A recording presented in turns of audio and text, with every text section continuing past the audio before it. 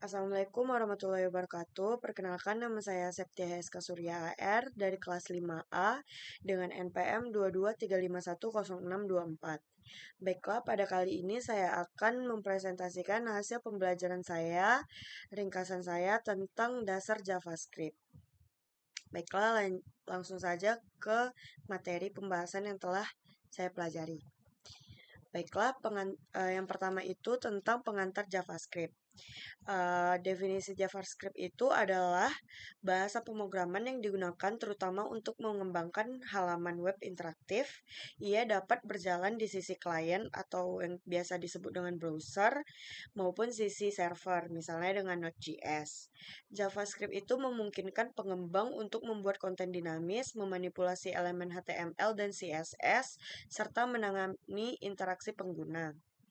Selanjutnya, peran Peran pada JavaScript ini ada 4 dan masih banyak lagi sebenarnya, tapi yang saya ringkas itu adalah menambah interaktivitas website, mengatur fungsi dan fitur website, menjalankan kode-kode fungsionalitas website. Yang keempat itu interaksi user, pop-up, widget, konten, dan dinamis. Selanjutnya itu penggunaan alert, prompt, and comment. Nah, yang pertama itu tentang alert. Fungsi alert ini digunakan untuk menampilkan pesan peringatan kepada pengguna dalam bentuk dialog sederhana.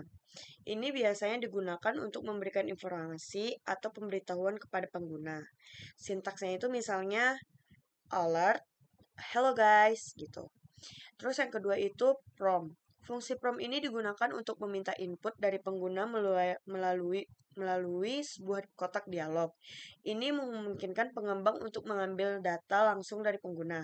Sintaknya itu biasanya let nama sama dengan prompt, masukin nama, plus John Doe nama Anda misalnya, terus alert, halo, nama, tanda seru. Selanjutnya tentang penggunaan komen. Komentar ini digunakan untuk menambahkan catatan atau penjelasan dalam kode yang tidak akan dieksekusi oleh JavaScript.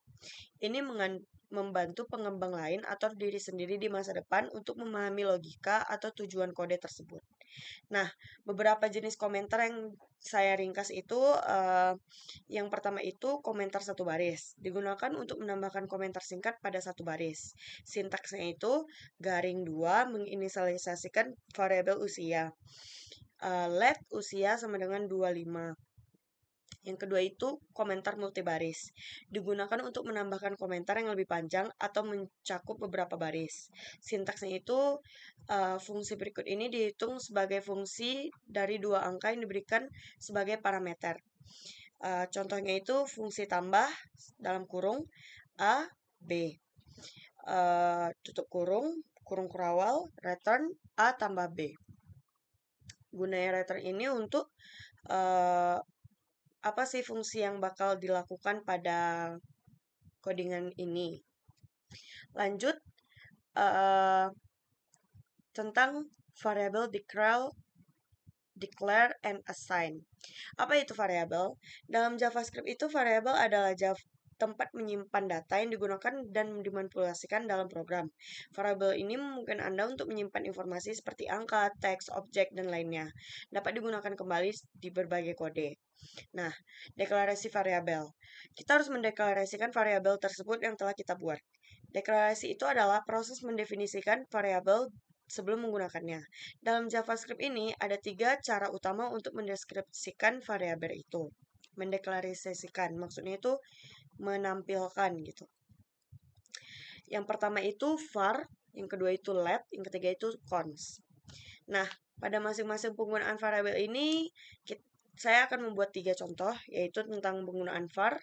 Misalnya var nama, penggunaan let usia, menggunakan cons pi 3,14. Selanjutnya itu tipe data. Apa sih itu tipe data? Tipe data itu adalah klasifikasi data yang menentukan jenis, nilai, dapat disimpan, dan dioperasikan yang dapat dilakukan pada data tersebut. Dalam JavaScript, tipe data itu menjadi dua kategori utama. Yang pertama itu tipe data primitif atau primitive data types. yang kedua itu tipe data non-primitif atau non-primitive data types. Nah, yang pertama itu tipe data primitif. Tipe data primitif ini adalah tipe dasar yang tidak memiliki metode atau properti.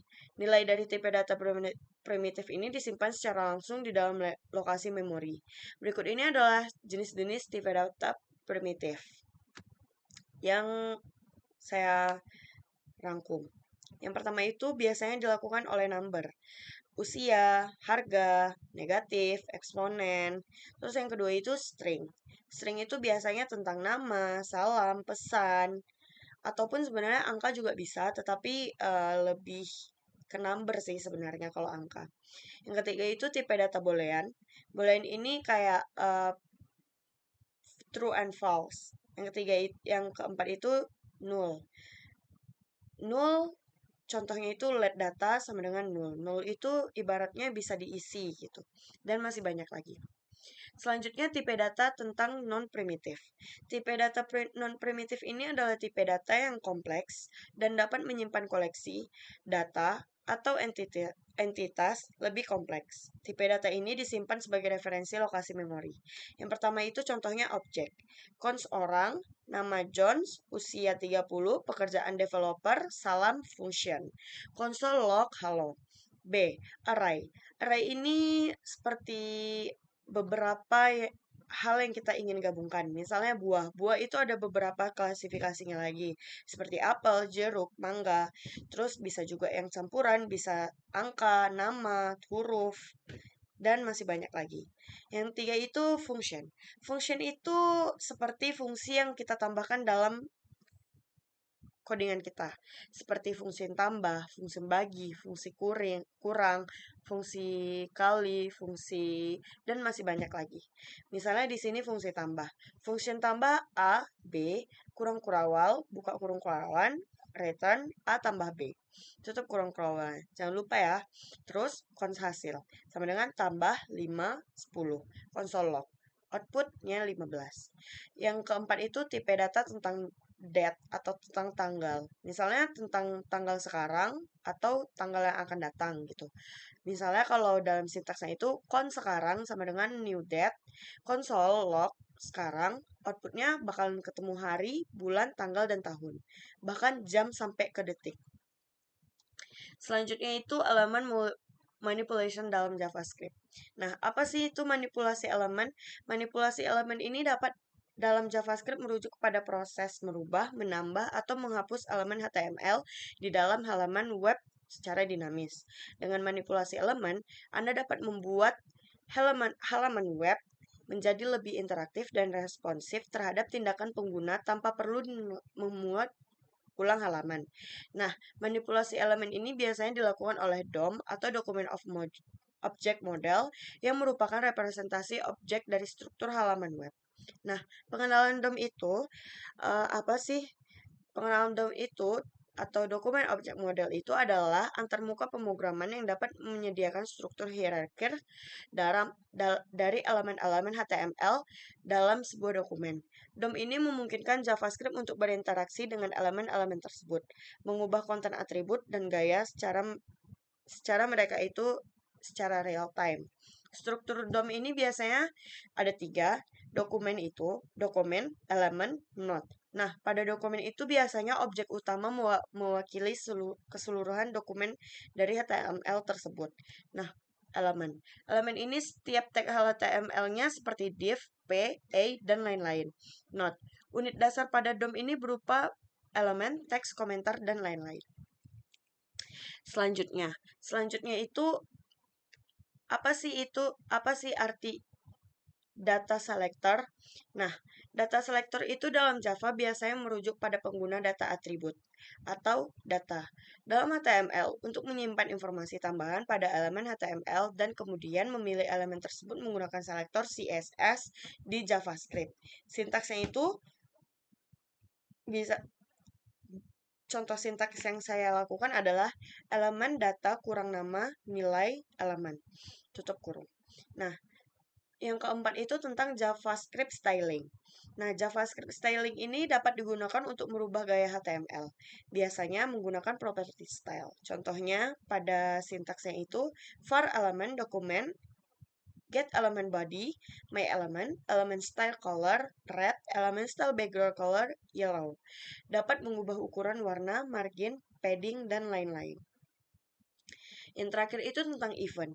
Event dalam JavaScript ini adalah aksi terjadi pada dalam elemen yang memicu reaksi atau aksi. Beberapa event umum itu bisa seperti click, mouse over, keydown, submit. Contohnya itu JavaScript dokumen get element body, my button, add, event listener, click function. Nah, ketika tombol diklik, maka fungsi itu akan terjadi dan berproses. Baiklah, mungkin sekian dari presentasi yang saya sampaikan. Apabila ada kekurangan mohon dimaafkan. Wabillahi taufiq wa hidayah. Wassalamualaikum warahmatullahi wabarakatuh.